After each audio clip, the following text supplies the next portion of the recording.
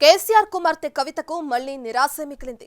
ఈసారి కవితకు bail confirm గా వస్తుందని బీఆర్ఎస్ శ్రేణులు భావించారు.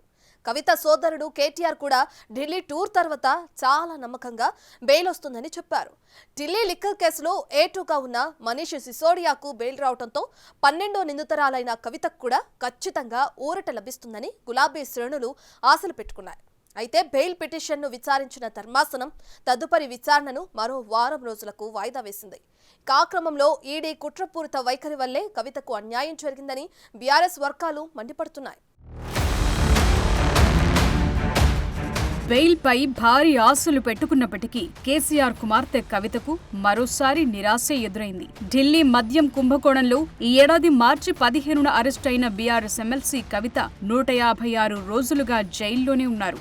ఆమె బెయిల్ కోసం అనేక కారణాలతో వేసిన పిటిషన్లను ఇటు రౌస్ అవెన్యూ కోర్టు, అటు ఢిల్లీ హైకోర్టు తిరస్కరించాయి. ఆమెకు బెయిల్ ఇస్తే సాక్ష్యాలు తారుమారు చేసే అవకాశం ఉందని దర్యాప్తు సంస్థలైన సిబిఐ, ఈడీ వాదిస్తున్నాయి. దాంతో ఆమె ఇప్పటి వరకు చేసిన బెయిల్ ప్రయత్నాలన్నీ విఫలమయ్యాయి.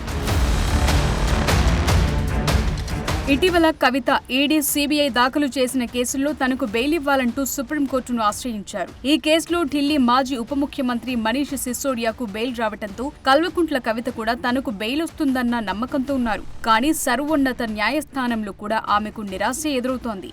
కవిత అనారోగ్యంతో బాధపడుతున్నారని, బరువు కూడా చాలా తగ్గారని, మెడిసిన్స్ వాడుతున్నారని ఆమె సోదరుడు కేటీఆర్ మీడియా చిట్చాట్లో వెల్లడించారు. ఈ కేసులో ఢిల్లీ ఉప ముఖ్యమంత్రి మనీష్ సిసోడియాకు బెయిల్ వచ్చిందని, దాంతో ఈ కేసులో కవితకు కూడా బెయిల్ వస్తుందని ఆశాభావం వ్యక్తం చేశారు. 155 రోజులుగా ఏదైతే వారు వేదన అనుభవిస్తా ఉన్నారో తప్పకుండా అత్యున్నత న్యాయస్థానంలో న్యాయం లభిస్తుందని చెప్పి కూడా మనస్ఫూర్తిగా ఆశిస్తూ.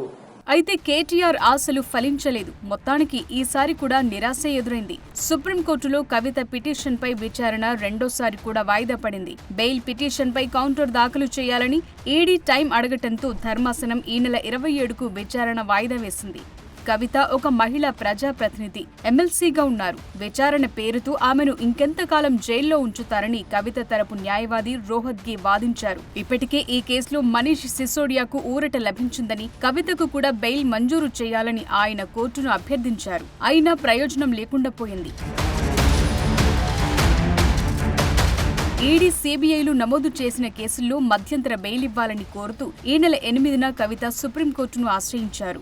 ఆమెకు బెయిల్ ఇవ్వటానికి నిరాకరిస్తూ ఢిల్లీ హైకోర్టు జూలై 1న తీర్పిచ్చింది. దాన్ని ఆమె సుప్రీంకోర్టులో సవాల్ చేశారు. ఆ క్రమంలో రోహత్గి వాదనల సమయంలోని కనీసం మధ్యంతర బెయిల్ ఇవ్వాలని న్యాయస్థానానికి విన్నవించారు. అందుకు అంగీకరించని సర్వోన్నత న్యాయస్థానం ఈడీ, సిబిఐలను కౌంటర్ దాఖలు చేయాలని ఆదేశించింది.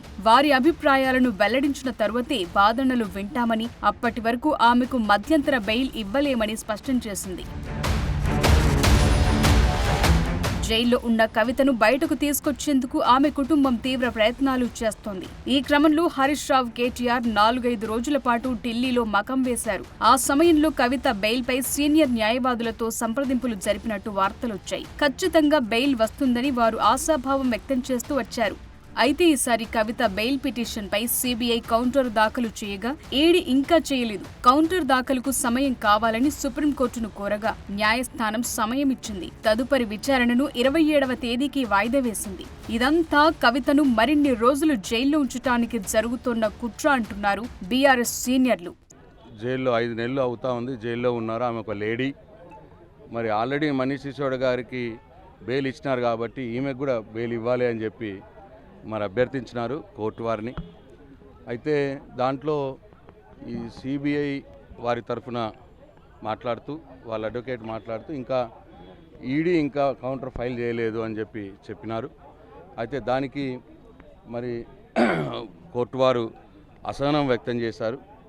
ఈ ఇంకా కౌంటర్ ఫైల్ చేయకపోవడం ఏంటి అని చెప్పి అసహనం వ్యక్తం చేసినారు. తొందరగా అంటే రేపు థర్స్డే లోపల కౌంటర్ ఫైల్ చేయండి. ఫ్రైడే నాడు వీళ్ళ రిజైండర్ ఉంటుంది. తర్వాత ఇమీడియట్గా వచ్చే మంగళవారమే మళ్ళీ హియరింగ్కి పెట్టినారు. అంటే తొందరగా చేయండి అని వారు సిబిఐని, ఈడీని కూడా వారు ఆదేశించడం జరిగింది. లేట్ చేస్తున్నారు అన్న అసహనం కూడా వ్యక్తం చేసినారు. కాబట్టి నెక్స్ట్ వీక్ మంగళవారం నాడు హియరింగ్ ఉంటుంది. ఈ వీక్ థర్స్డే లోపలనే వాళ్ళు కౌంటర్ దాఖలు చేయమని ఆదేశం ఇచ్చినారు ఈడీ వారికి. కాబట్టి మాకు పూర్తి నమ్మకం ఉన్నది న్యాయ వ్యవస్థ మీద. కవిత గారు కడిగిన ముచ్చంలా బయటకు వస్తారని నమ్మకం ఉంది. సుప్రీంకోర్టులో కవితకు మధ్యంతర బెయిల్ వస్తుందని బీఆర్ఎస్ నాయకులు భారీ ఆశలు పెట్టుకున్నారు. మరి వచ్చే వాయిదాలో అయినా వారి ఆశలు ఫలిస్తాయో లేదో చూడాలి.